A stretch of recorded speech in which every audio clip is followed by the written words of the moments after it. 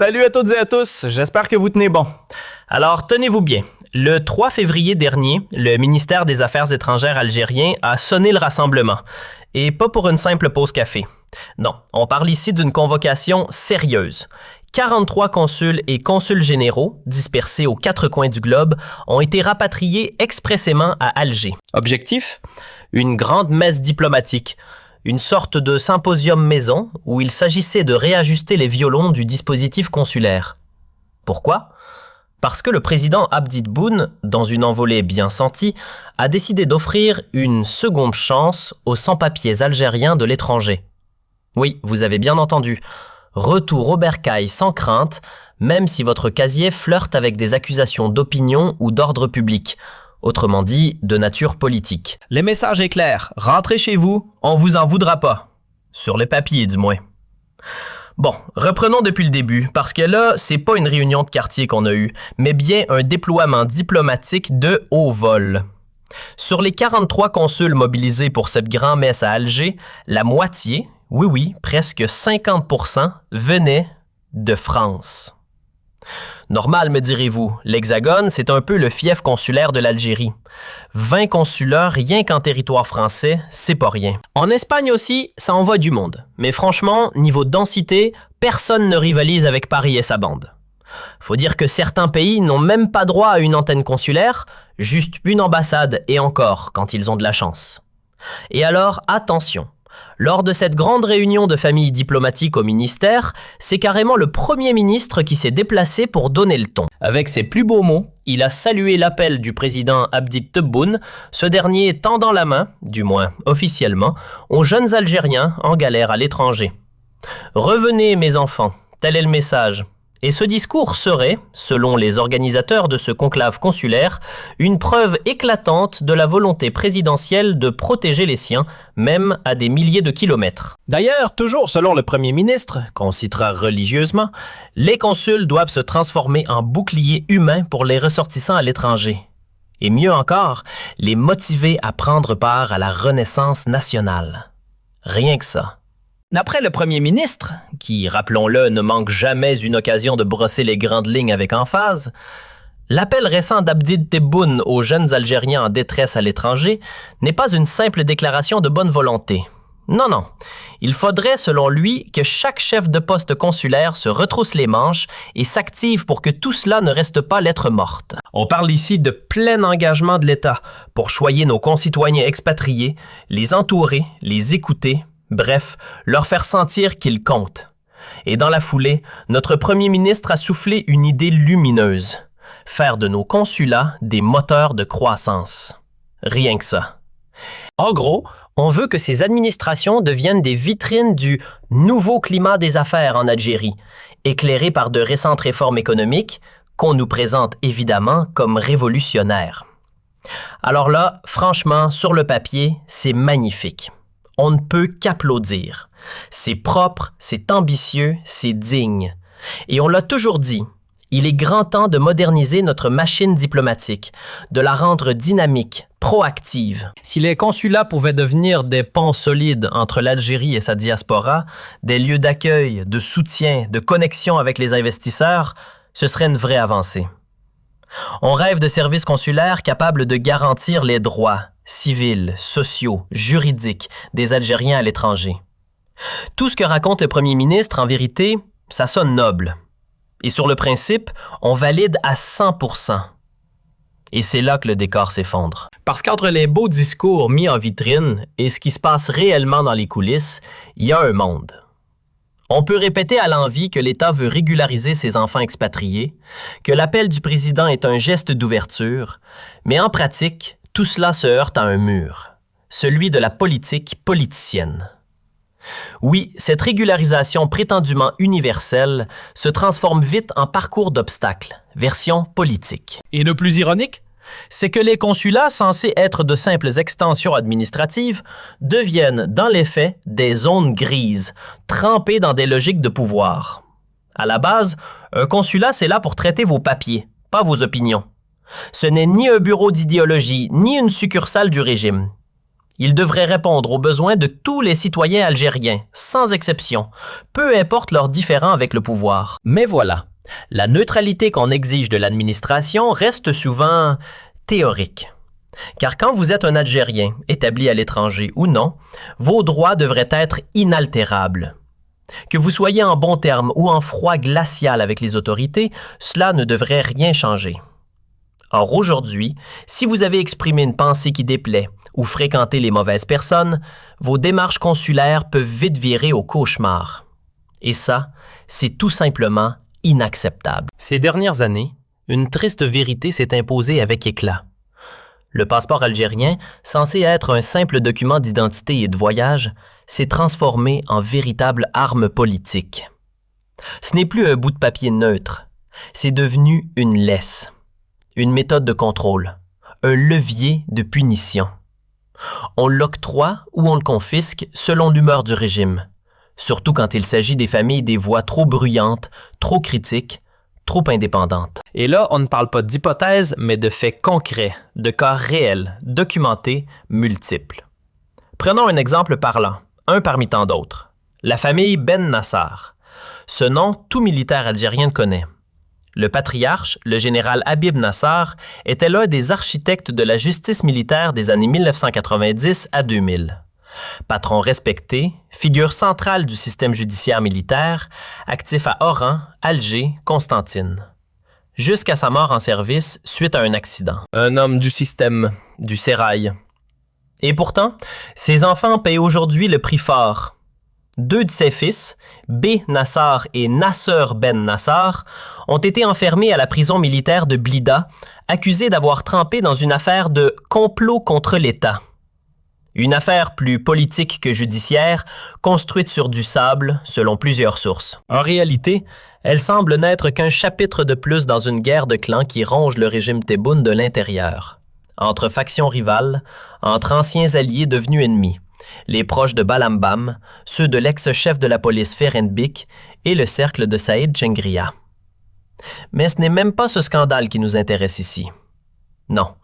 Ce qui choque, c'est que la famille Ben Nassar, restée en Espagne, se retrouve ciblée, bannie, sanctionnée, sans jugement, sans procès. Juste pour ce lien de sang. Les épouses, les enfants, tous privés de passeport. Comme si être parent ou frère d'un opposant présumé vous ôtait automatiquement vos droits de citoyen. Le message est clair. Si l'un des vôtres déplaît, vous tombez tous avec lui. Voilà le visage, tristement révélateur, de l'instrumentalisation bureaucratique version Tebboune. Imaginez 2 adolescents, des jumeaux de 16 ans, dont l'un lutte contre la maladie. Ils vivent en Espagne, loin de leur pays d'origine, et pourtant, depuis 2 longues années, impossible pour eux d'obtenir un simple passeport algérien. Pourquoi? Parce que leur nom est Ben Nassar, et que leur père, Balam B. Nassar, ancien militaire ayant servi l'Algérie toute sa vie, est aujourd'hui derrière les barreaux. Oui, l'homme a été arrêté, mais rappelons-le, il n'a encore été ni jugé, ni condamné. L'ombre du doute plane, mais la justice n'a pas parlé. En attendant, ses enfants, mineurs, sont pris en otage administratif. Le consulat d'Algérie à Alicante, oui, celui-là même, refuse obstinément de leur fournir le moindre document. Leur grand-père, l'influent général Habib Nassar, était pourtant l'un des piliers de l'institution militaire algérienne. Une légende, diraient certains. Mais cette loyauté générationnelle envers l'État n'a manifestement aucune valeur lorsque la machine politique décide de faire payer les proches. Et pendant que le président Tebboune multiplie les appels émouvants aux Algériens sans papier, « Rentrez au pays, sans crainte, on vous tend la main », la famille Ben Nassar vit une toute autre réalité. Cela fait plus de 2 ans que la mère et ses 2 fils frappent à toutes les portes consulaires pour récupérer un droit fondamental, celui d'avoir un passeport. Mais non, rien. Le consul sur place n'ose rien faire. Il attend des ordres venus d'en haut, figé entre obéissance et peur de braver les consignes du ministère. Résultat, 3 innocents bloqués, pénalisés pour le seul crime d'avoir du sang qu'on ne tolère plus. Pendant ce temps, loin des regards, un autre membre de la famille tente de rester debout dans la tempête. Nassel, le frère, vit désormais en exil en France. Recherché activement par les autorités algériennes, il est accusé d'avoir osé lever la voix sur les réseaux sociaux, de dénoncer le général Chengria, de rendre publique l'histoire de ses frères enfermés. Résultat, harcelé, traqué, il a choisi le silence. Un silence lourd, total. Disparu d'Internet, effacé de la scène, il préfère s'effacer pour ne pas perturber l'enquête en cours menée par le tribunal militaire de Blida. Il veut éviter que son nom ne soit utilisé pour accuser la famille de manipuler la justice. Il l'a dit clairement. Mes frères sont entre les mains des juges. J'attends la décision. Mais en attendant, que viennent faire là-dedans les enfants? Pourquoi leur refuser un simple passeport? Pourquoi les condamner sans procès, eux qui n'ont jamais eu voix au chapitre? Même si leur père devait un jour être reconnu coupable, qu'ont fait ces mineurs pour mériter pareil traitement? Et comme si l'humiliation ne suffisait pas, la tante des deux garçons a dû prendre sa plume pour implorer le président. Sa lettre, poignante, commence ainsi. « Monsieur le Président, je me permets de vous écrire directement afin de vous faire part d'une injustice insoutenable. Mes neveux, 2 adolescents algériens de 16 ans, vivent actuellement à Alicante, en Espagne. Cela fait plus de 18 mois qu'ils sont privés de tout papier officiel. » Elle raconte comment les démarches répétées auprès du consulat d'Algérie sont restées lettres mortes. Résultat, les enfants n'ont plus accès aux soins, bien que l'un d'eux souffre de pathologies nécessitant un suivi médical constant. Leurs études sont aussi en péril. L'année prochaine, c'est le bac, mais sans papier, tout est suspendu. Elle précise avec dignité. « Je ne vous écris pas pour défendre leurs parents. Je ne parle ici que de 2 enfants innocents, 2 citoyens sans défense qui ne devraient pas être punis pour des fautes qui ne sont pas les leurs. » Le général Ben Nassar, figure marquante de la justice militaire algérienne, a donné sa vie, littéralement, à l'État. Il est mort en uniforme, en plein service, après avoir dédié toute son existence à la nation. Une famille comme la nôtre, forgée dans le sens du devoir, a toujours répondu présente pour le pays. Et pourtant aujourd'hui, c'est cette même loyauté qu'on semble vouloir effacer, punir, piétiner. Car qu'a-t-on devant nous? Une persécution qui ne s'arrête même plus aux adultes. On s'attaque maintenant à des adolescents, à des mineurs, en leur arrachant ce qu'il y a de plus fondamental, leur droit à l'identité. Car oui, posséder un passeport, ce n'est pas une faveur, ce n'est pas un cadeau. C'est un droit inaliénable. Être algérien, ce n'est pas une condition suspensive. On ne devrait pas avoir à mériter ces papiers. La loi algérienne, notamment celle du 24 février 2014, la fameuse 1403, est formelle. Publiée noir sur blanc au Journal officiel de la République, elle dit que tout citoyen, quel que soit son âge, a droit à un passeport, sauf s'il est condamné définitivement pour crime et non réhabilité. Article 6, précisément. Le passeport n'est pas un outil politique, c'est un document d'identité, de citoyenneté, de dignité. Il permet à une personne de circuler librement, d'entrer ou de sortir du pays, point final. Alors pourquoi aujourd'hui, 2 mineurs algériens sont-ils privés de ce droit? Pourquoi leur nom de famille est-il devenu une barrière? Pourquoi une famille qui a tant donné pour la patrie voit-elle ses enfants traités comme s'ils étaient des étrangers indésirables? Voilà une question que la loi, elle, ne saurait justifier. Dans ce dossier précis, aucun tribunal n'a prononcé de peine contre les enfants de Balam Bassar. Ce sont des mineurs, rappelons-le. Quant à leur mère, elle n'est ni inculpée, ni même mentionnée dans la moindre procédure judiciaire. Rien, nada. Pourtant, cela fait presque 2 ans qu'ils sont privés de passeport, bloqués dans une forme d'exil administratif, sans jamais avoir été jugés. Et là, on touche au cœur de l'absurde. Car être algérien sans passeport, c'est comme être enfermé dans une pièce sans clé. En Espagne, ils vivent cette situation kafkaïenne. Impossible d'accéder aux aides sociales, impossible de prétendre à un titre de séjour, de régulariser leur statut, d'aller chez le médecin, de travailler légalement ou même de souscrire à une carte de transport. Pourquoi?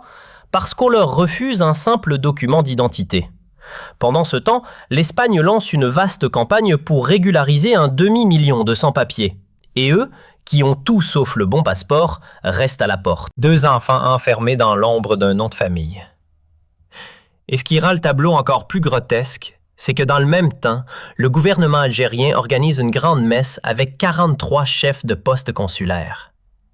L'objectif affiché? Protéger les Algériens à l'étranger, appliquer les directives du président Tebboune, traiter les expatriés avec dignité, leur offrir leurs droits, les sortir de la précarité.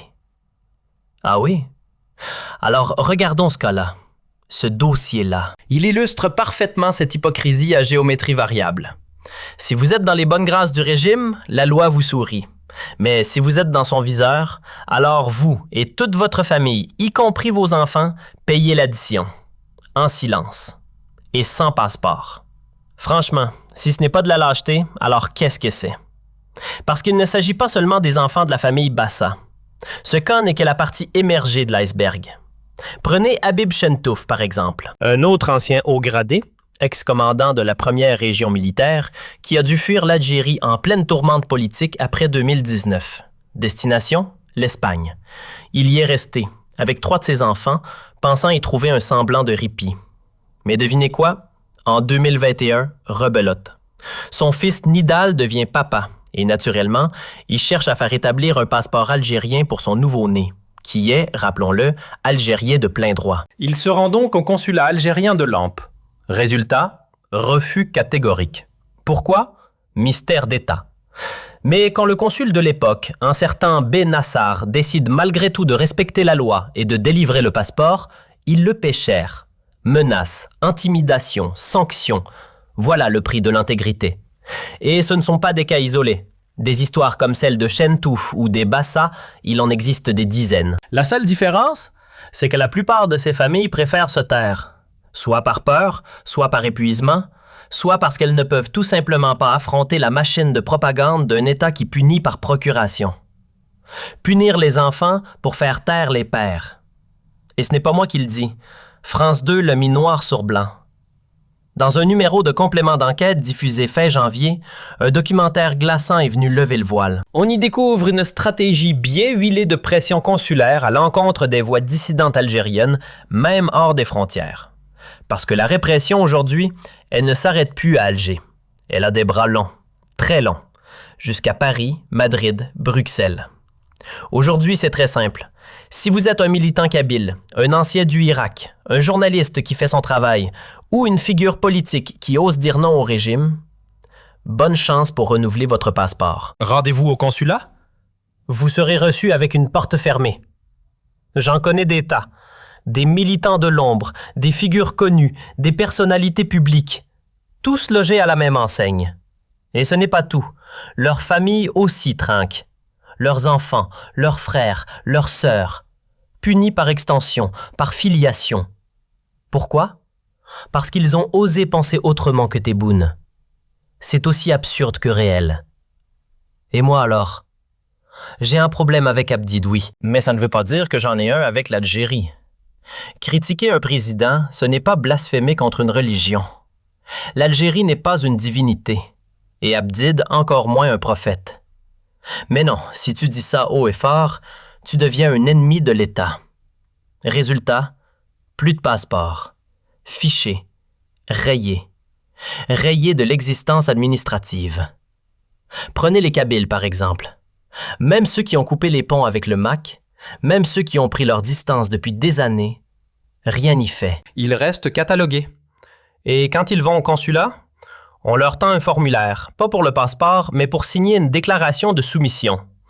Collaborez avec les services, donnez-nous des noms, rendez-nous des comptes. Et tant que vous ne devenez pas un indique, pas de document. Idem pour les militants du mouvement Rachad. Refusez de plier, alors vous n'irez nulle part. Et c'est là que le comble surgit. Parce qu'un passeport, c'est un droit. Ce n'est pas une monnaie d'échange. On ne négocie pas la citoyenneté contre l'allégeance. Ce que fait le régime, c'est transformer un droit fondamental en instrument de chantage. Et pire encore, il prétend que c'est normal. C'est ça le vrai scandale.